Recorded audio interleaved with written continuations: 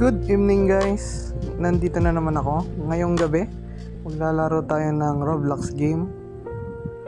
So ito yung Roblox game na lalaroin natin, Solve the Math.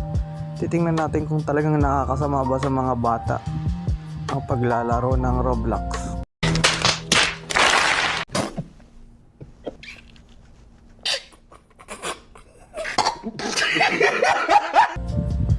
So tignan nyo naman ha, 1v1 kami dito. In-invite pala natin dito yung tropa natin na si Escanor. So maglalaro kami ng Solve the Math. So simulan na natin, which is add 19, 20, or 18. So 19 yung sagot natin. Tingnan natin anong sagot ni pare. 2. So mali si pare dito. 1 point na tayo. 9 minus 5, 4. So parehas kami sagot 4. Ilang digits meron tong number na to? 4. So parehas din yata kami dito. Yun, parehas nga kami.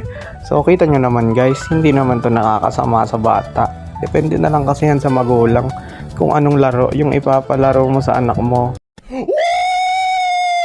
Yeah, baby! That's what I've been waiting for. That's what it's all about. Woo! Pantayan mo rin kasi paminsan-minsan yung anak mo. Hindi yung puro cellphone, chismis, anime, manga.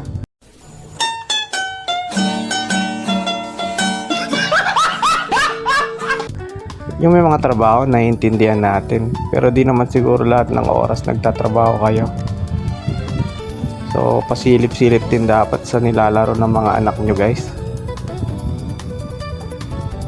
Tingnan nyo, baka mamaya kung ano nang nilalaro nyan. Spicy meat. Yeah, boy. So, dito nanalo tayo guys.